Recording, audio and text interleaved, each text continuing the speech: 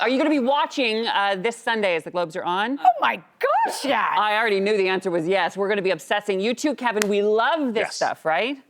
Oh, I love it, and I mean, I will be in it. I'll be deep in it. I really will. Kevin, the Golden Globes is our mountain, and you are our fearless guide. So let's do this. What can we expect from this year? Well, the first thing you need to know is that this will be the first year that the Golden Globes will be hosted live on both coasts. Tina Fey and Amy Poehler will host for a fourth time. Tina will be in the Rainbow Room in New York, and Amy will be at the Beverly Hilton in Beverly Hills, the historic home of the Golden Globes. And here's a cool thing. Presenters will join them in person, so we will have some folks there. But all the nominees are watching from home just like us. They'll be watching and waiting, and there will also be a limited in-person audience made up of our frontline and essential workers. Oh, that's I very love that. cool. Very cool. I love that so much. All right, well, now we got to talk about the fashion, though, because everyone tunes in for the red carpet. We want to see that, right? But there's no red carpet this year. But it's interesting. Okay, oh my God. Brad Pitt, God. He's not so bad. Remember this moment? We all love this. But what's the red carpet going to be like this year? Do they have other plans, Kevin? To make sure that we don't miss out on all this beauty and that glam, the Globes has teamed up with Instagram and hired photographer Matt Sales to take virtual portraits of the nominees. So that'll be cool. Everything will be live on Instagram Sunday night, so at least you'll see folks dressed up and looking sexy, because that's what we're used to. Instagram doing cohesive photographs of the fashions with the same photographer, putting it on this platform.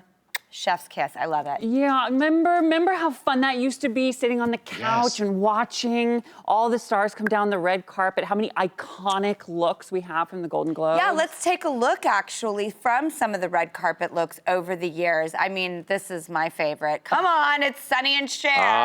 That not perfection right there, Cher, iconic. I love when people go for it. Don't be afraid, take a risk. Lupita Nyong'o in 2014 for 12 Years a Slave, I think that's when she established that she is Mrs. Drop the Mic fashion. Lady Gaga, 2019, Star is Born. Yeah, what about, remember back in the day, Julia Roberts in this she won for Steel Magnolias in 1990, wearing something that I think Drew's going to wear on the show next week. I was going to say, you know I love a tie. And here's Angelina Jolie in 2011. I remember that red carpet. I remember I was watching Brad Pitt and her pull up in their car. Brad got out and walked around and opened the door and let her out. I was like watching it myself like a human being. They were there. And I was like, oh my God, that's a true story. That was one of those moments where you hold your breath, by the way. With Angelina, it was one of those moments where you're like, oh my God, look at that. Exactly. I think that's the definition of drop dead gorgeous. Yes. Totes, yeah. Oh, Timothée Chalamet also. This is interesting when men can make a real statement with that harness. That's a harness. That look was sick. And you want to talk about men making a statement. Can we talk about Billy Porter Jr. in 2020? Do you remember this? Yeah. When everybody was like, whoa.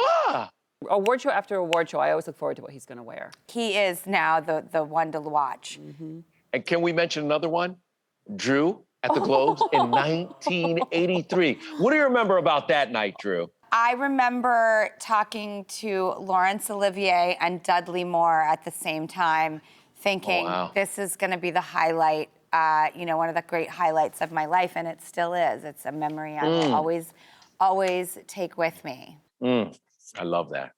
Okay, so E.T. just published their full Golden Globes predictions list. Yep. Can you give us your quick picks for the big four categories? Let's see. Best drama. Why don't we start there?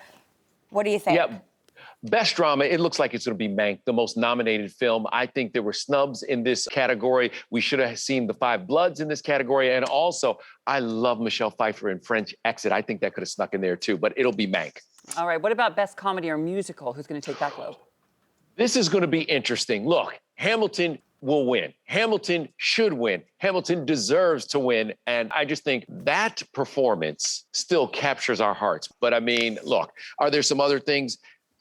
Yeah, but Hamilton will win.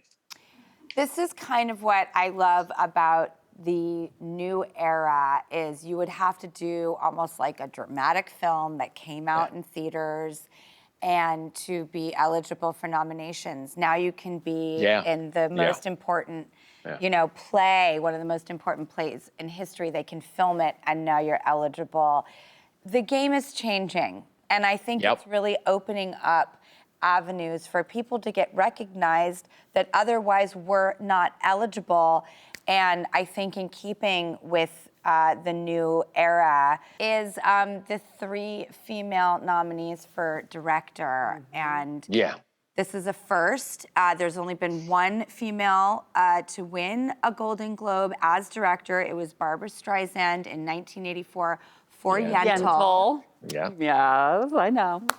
She had to dress up as a man to do it, funny enough. And then she was snubbed for an Oscar nomination that year. That's right. Yeah. And then she came as the presenter when the first female... Catherine Bigelow for The Hurt Locker. That's exactly right. And it was also a moment where Lee Daniels was nominated, and it was going to be a first for either him or Catherine Bigelow. I would love to have seen Lee Daniels get nominated as well for director for The United States versus Billie Holiday. Billie Holiday, yes. Just incredible. It is fantastic. I think Regina King will walk away with the Golden Globe this year for One Night in Miami. That does not take away from anything these other women did, but I think that Regina King, it's her award to lose.